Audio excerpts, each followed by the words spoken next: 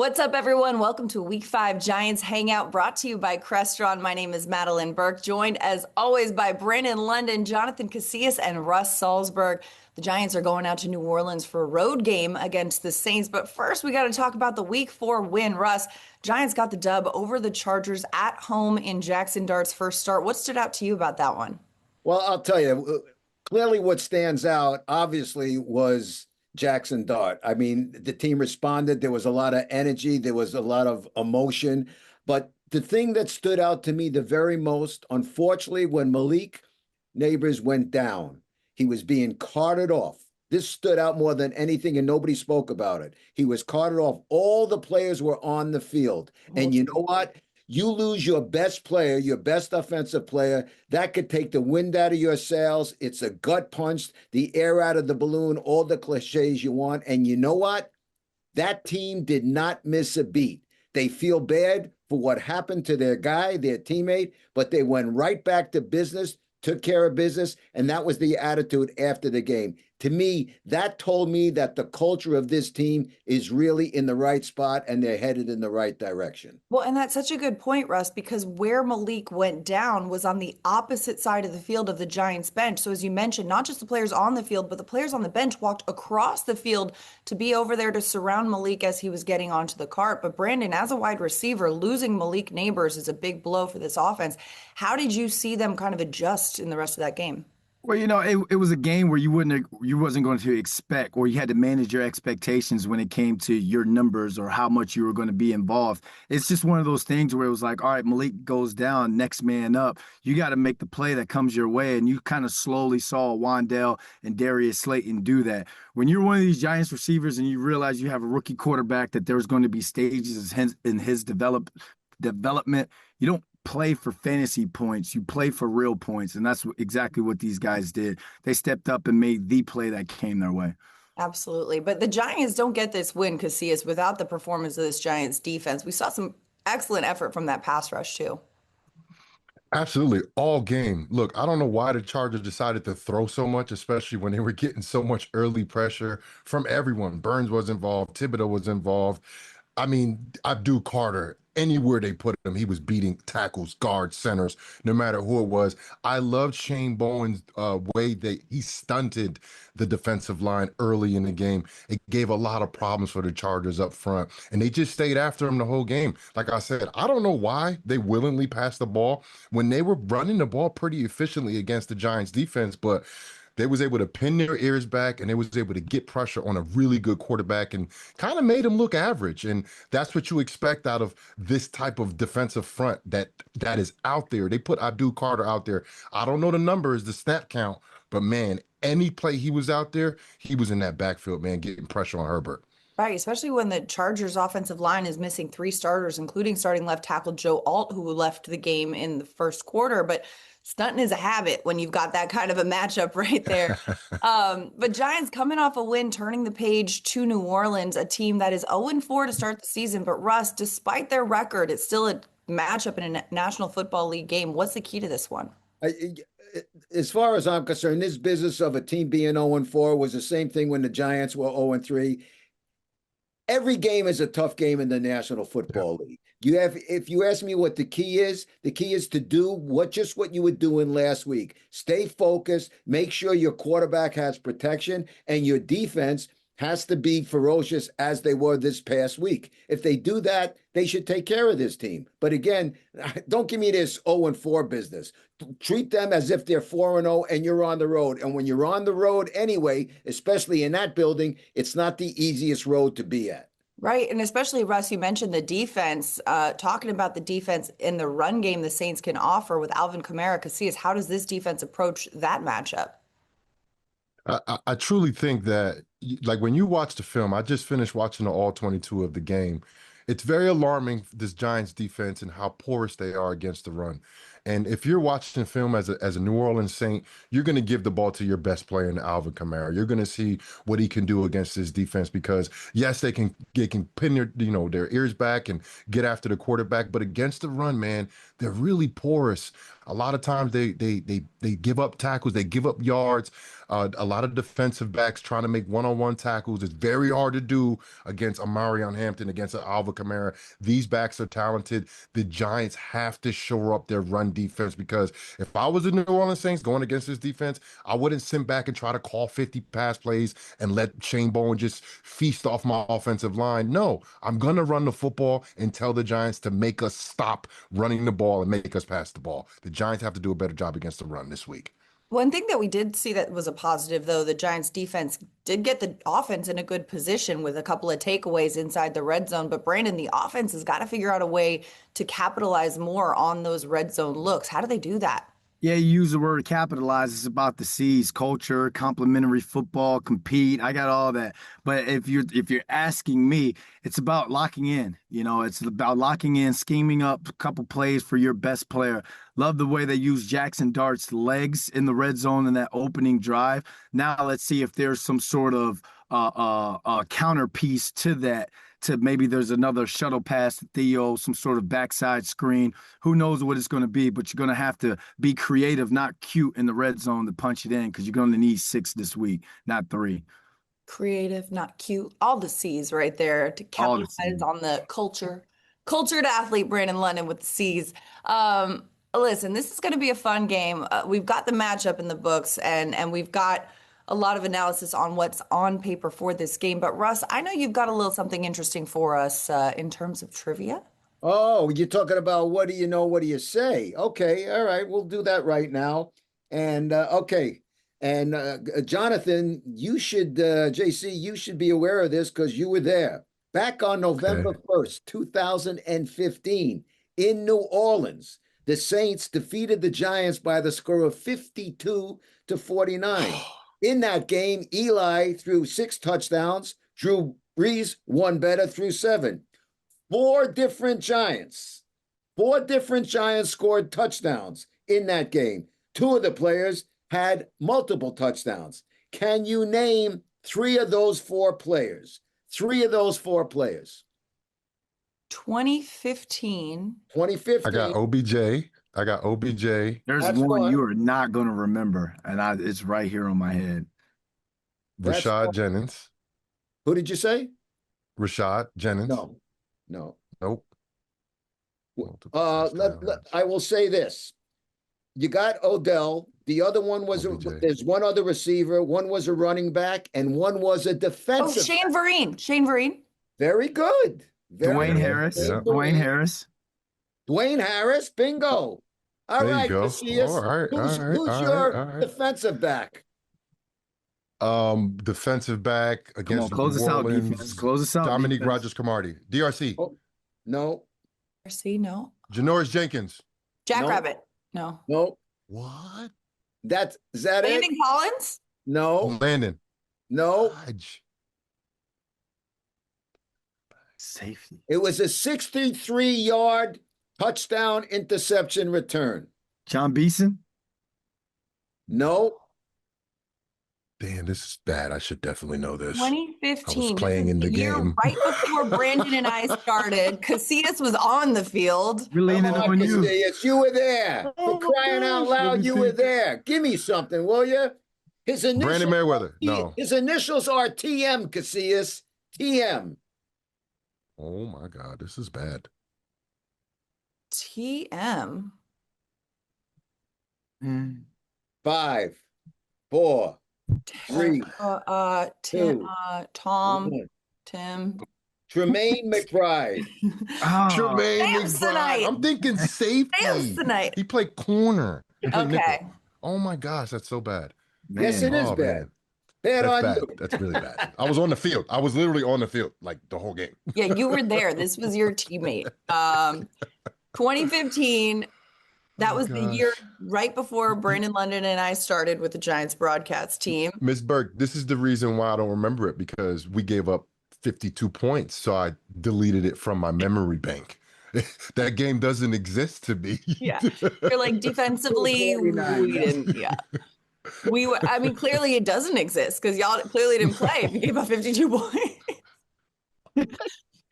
So Well, bad. we Saints Giants is like the Casillas Bowl though, because these are two teams you played with. You won Super Bowl with New Orleans. What are your memories about being a part of that organization, JC? Man, listen, this is 5 years after Katrina, right? When we won the Super Bowl, and you could feel that you're not only just playing for yourself and of course your family and your coach and the guy next to you, but you're not only just playing for New Orleans as well, you're playing for a region. And they made you feel that. And as the season progressed in 2009 and we went on a 13-0 run and ended up, in the Super Bowl, you can just feel not just the city, but the state, the region behind us, man. And man, it was such a surreal feeling. And they celebrated us as like superheroes for like till this day. Like New Orleans does a great job, and I think encapsulating like the Saints and what they mean to the city and what they mean to the region. And they got really great fans, really passionate fans, different than Jersey, different than New York. These guys in New York could tell you, when you're wrong, and they tell you when you suck. Not New Orleans. They're gonna pick you up. They're gonna lift you up. So they have the support, even though if they're 0-4, they have the support because they understand what the franchise means to the city. Yeah, and there's so much culture in New Orleans with the music and the food. And Russ and Brandon, I know you guys have spent significant time out there too covering the league. What do you think of when you think of New Orleans? I think of the gumbo. Oh, go ahead, Russ. Go ahead, Russ. Oh, what I think of, let me tell you, the first time I was there going down Bourbon Street, that the jazz and everything, that's the coolest place in the world. Yeah. Yeah. Yeah. But we don't want it to be cool on this Sunday. We Yeah. don't want it to be cool on this Sunday, but it really is. Just as you say, the food and the jazz, but I just going down from place to place, and it doesn't have to be a marquee musician. They're just everybody's just together. It's like a big family atmosphere in that music community. Yeah, I mean, the people who are busking on the sidewalk are It's some of the awesome. best musicians you've ever heard with the Yep. music you hear. And like Yeah. Brandon said, the gumbo. But one thing I do remember about the atmosphere at the Superdome, it was a preseason year. I was with the Miami Dolphins. It was a preseason game, and it was so loud in there. And I remember Pat White being our quarterback at the time for the Dolphins. We couldn't hear him in the huddle, and it was a preseason game. So it's gonna, if it's not, you can say 0-4 Saints, but knowing the atmosphere you're gonna walk into, the hair on the back of your neck's gonna stand up for a lot of these guys. Yeah. It's like it's a perfect football environment, not only for the Saints, but for the Giants going in trying to win 2 back-to-back games. We saw a great debut though, week 4 from the rookie Jackson Dart. He's going to have another incredible matchup for himself on week 5 with the Saints. But talking about rookie performances and rookie debuts, we got to get into some blind rankings, right? Guys, I want to hear your take on some rookie performances. We've seen some great ones this year so far between Jackson Dart, Cam Scattaboo, Abdul Carter, to name a few. So all-time Giants rookie debuts. We're going to blind rank them. I'm going to go through. There's 5 total. So pick a spot 1 through 5 where this is going to land on your all-time list of rookie performances, starting with David Wilson in 2012. He sprinted 97 yards on a kickoff return for 1 touchdown, ran for 100 yards and 2 more scores, and piled up a team record 327 all-purpose yards in a 52-27 win over the Saints. So The 2012 Saints. Wilson. So I was a part of that game too. Yeah. You remember that? I remember that. I'll tell you what, Oh my gosh. JC, there was a lot of 50-point games against you and your defense, brother. I'm like embarrassed, guys. Like, this is What's bad. the constant This is here? bad. I know, right? All right, so Jeez. 2012 David Wilson, where does that land 1 through 5 for you guys? Oh, frick. That was a great performance. I'm gonna give him a number 3. Number 3, okay. Yeah. I'm gonna go ahead and give them number 4 because there have been some great rookie performances by the Giants. So I give them 4. Okay, Russ? I'll give him. I'm trying to come up with the other ones that I just can't remember. So I'm going to give him 4 also. Okay, all right. Next one on the list. Ahmad Bradshaw in 2007 in a snow game. Bradshaw ran for 151 yards in the snow, including an 88-yard touchdown run in the fourth quarter, helping defeat the Bills 38-21 and clinch the Giants a playoff spot. 2007 rookie running back Ahmad Bradshaw. Where does that land in your blind rankings 1 through 5? I'm gonna go with 2 on that one because that was our rookie year. We came in together that year. He called it because they were going to give him more carries that game. And I always remember so Norris Moss was supposed to go on IR that game. So I was supposed to be bumped up to the 53-man roster, bought a new suit and everything, Russ and Jonathan. Then they told me, no, he's not going on IR. I had to go home. I cried in the car. But I felt great because when they got back, with me, Ahmad, the rookies, we hit the city that night. And I will just keep it there. Did you wear the suit out? I did not wear that suit out. I didn't wear that. I didn't wear that suit to the Super Bowl. I didn't wear it till we went out to There the you Super go. Bowl. There you He go. gonna cry There in the you car. go. JC, he gonna cry in the car. You gonna cry in the car. I know that was rough, B, but I'm Oh, gonna man. put this right where you put it at. I'm putting at number 2 for the significance of the game. First of all, doing it in the snow is one thing, but then doing it, basically for that playoff spot, that's a whole nother thing. And of course, Bradshaw is a friend of all of ours, and we were just signing some autographs at the women's tailgate last game. So Yes. that's my guy, and I'm putting him at number 2. Yeah, shout out to Ahmad Bradshaw for showing up for the ladies. We respect it. Russ, what about you? Where are you putting him? You know what? For some reason, I'm drawing a blank on this is rookie's first games. Is that just a rookie performance in his rookie year? Rookie year. So big Yep. performance in the rookie year. Yes. You know what? I'm gonna have to say Bradshaw number 1, simply Ooh. because of what we said. It was in the snow. It Mhm. was in Buffalo, and it was getting into the playoffs. I mean, it doesn't get much better than that. Yeah. Yeah. So you can do whatever you're doing, but I mean, it was getting his team into the playoffs. I'm giving Ahmad Bradshaw number 1. I like it. I like it. I mean, yeah, the stakes in that one definitely move the needle. All right, the next one on our blind rankings. Carl Banks in 1984. Banks recorded 2 sacks in the Giants' 19-7 win over the Atlanta Falcons. And this was his very first start for the Giants that year. Comes in, famous 58, gets right to the quarterback, not once, but twice. Where are we putting this on our blind rankings? Well, I'm gonna say number 3. Okay. I'm gonna say, listen, great performance, but I'm gonna say number 3 for Carl. We Okay. love Carl, of course. I'm gonna go. Yeah, Go ahead. Go ahead, JC. I said I'm gonna go 4. I feel like there's probably one performance out there that Russ probably knows that it's probably significantly better than these, and that's saying a lot from what Bradshaw did, and Wilson. But I gotta go 4th because I think there's better performances out there. Okay. I'm with you on that one, so I'm gonna have to go 5 because I've already used 4 and I believe 2 already. And Yeah, I'm gonna have to go 5 on this one. I love the fact that it was his first game as a rookie, and that's like a coming out party right there. And you're kind of introducing yourself with the linebackers and the defense that they already had. So that's a rookie stepping up, showing up that he belongs in that on that defensive unit. But I'll go 5 with that one. Especially considering who was alongside him on that defense as well. You got Harry Carson, you got like some talented players out there, Lawrence Taylor. And so you're coming in, getting 2 sacks eaten amongst those guys is an incredible performance from the rookie, Carl Banks. All right, next one on our blind rankings.